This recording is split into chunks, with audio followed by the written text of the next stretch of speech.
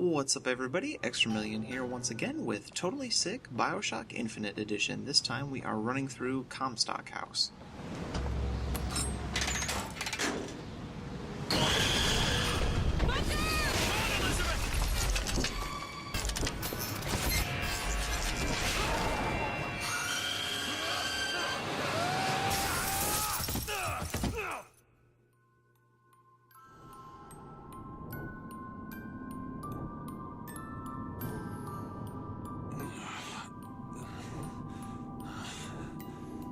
Bring us the girl and wipe away the debt.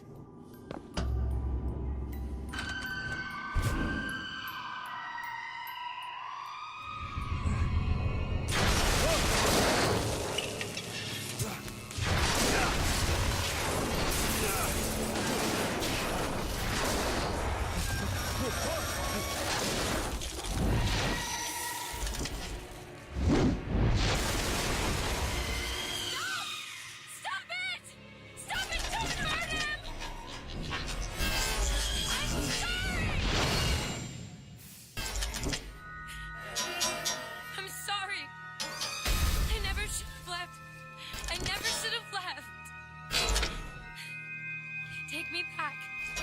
Take me home. Please.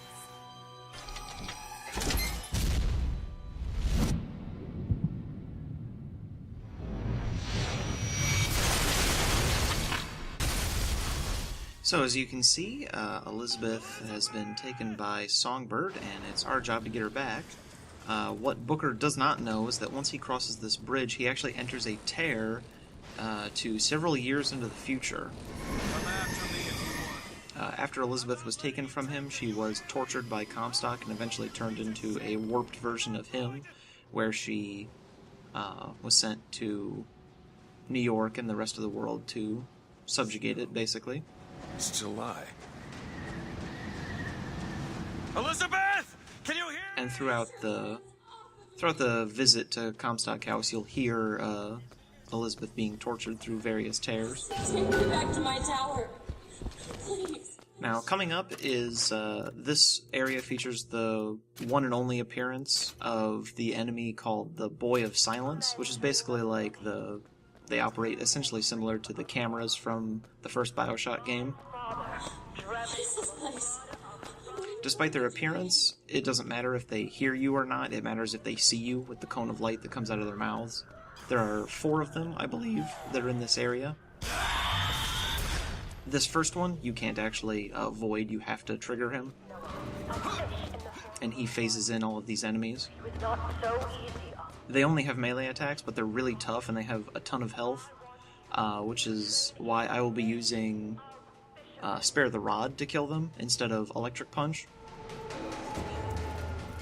Spare the Rod gives you a 30% chance to possess an enemy with a melee attack, and the interesting thing about the possession is that all possessed normal mobs, like these guys, they commit suicide once the effect wears off, and you can only have one enemy possessed at any given time. So as you can see, possessing another target while having someone already possessed counts as the effect wearing off for the first possessed enemy. So after the effect wears off, it instantly kills them. So that entire mob was basically just easily decimated.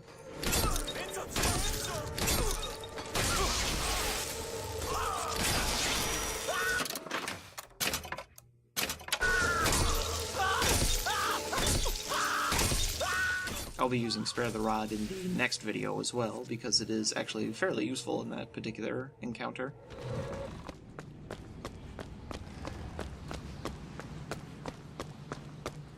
Damn it!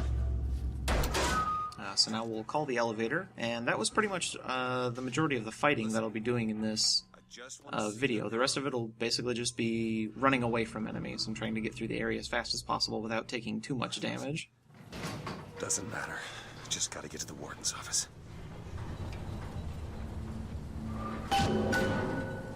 Please. Please, what is this place? Just send me back to my tower. It's too late for that now, child. Your father gave you a lovely home, and you chose to destroy it. He's not my father.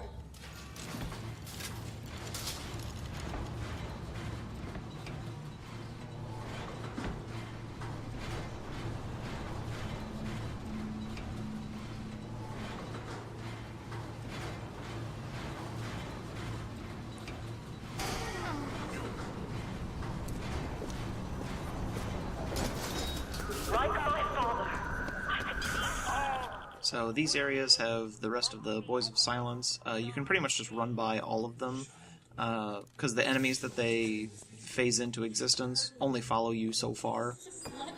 So you can pretty much just run away from every single thing. I'll be taken care of. Defiance. After all this time.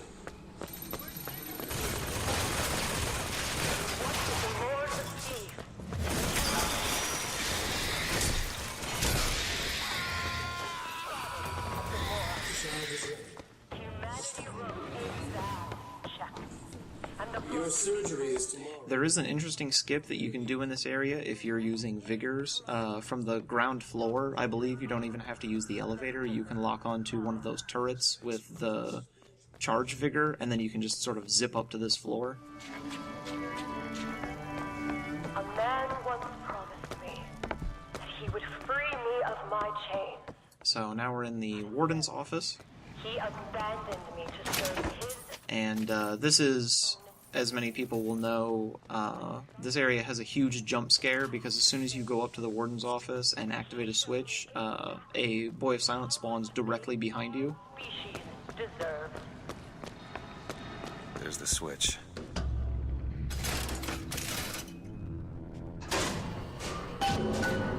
We won't actually be fighting anyone, we'll just be making our way back to the elevator and then jumping down into it, and then we'll start another cutscene. Finish my father's work. As he baptized me with water, I shall I try to land on the elevator so I don't take fall damage. and prepare for the coming of the Lord. And then in this next cutscene, you'll see Elizabeth from the future in 1980. She'll take you through a tear and show you what Elizabeth's fate is unless you stop it, and then she gives you a card with a means to control Songbird and sends you back in time, or to a different dimension. What? It's a tear. What is it? Why do you ask what? When the delicious question is when. Lives, lived, will live. Dies, died, will die. As you can see, Booker, the lunatics are running the asylum. They don't even listen to me anymore. All I can do is watch as what I set into motion slides into its terminal stage. It took all I had left in me just to bring you here. Elizabeth, I don't understand. I heard you screaming. I was coming to get you. Are we... Here. Take my hand.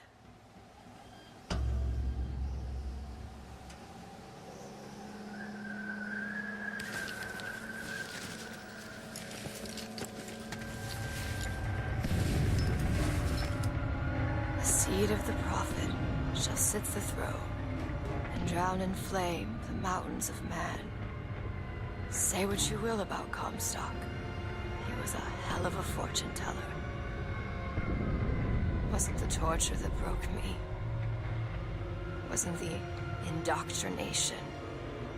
It was time. Time rots everything, Booker. Even hope. I was coming. Songbird. He always stops you. Yes, but I would find a way. No. It's too late for me. I brought you here for your sake. Yours and hers. Here. What is this? It's for her. She'll know how to read it. What does it say? It's advice. Advice on what? How not to become me.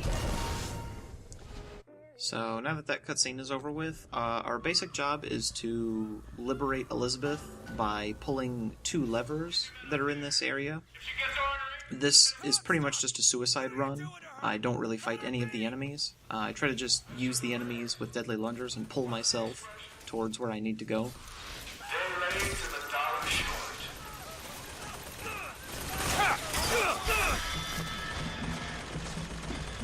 Once you activate one lever, whichever stairwell that you didn't go into, a motorized Patriot will spawn in that area, so be careful around there. I basically have to hope that Electric Punch activates every single time and stuns enemies, especially the motorized Patriot.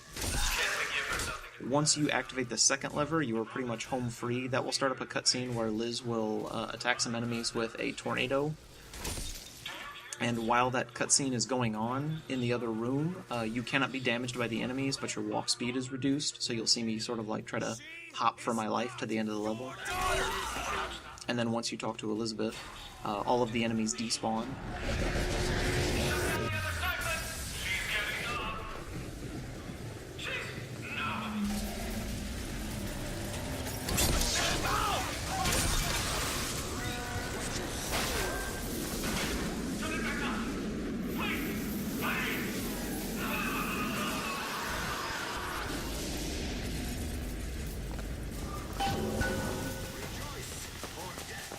Elizabeth, I'll be right there!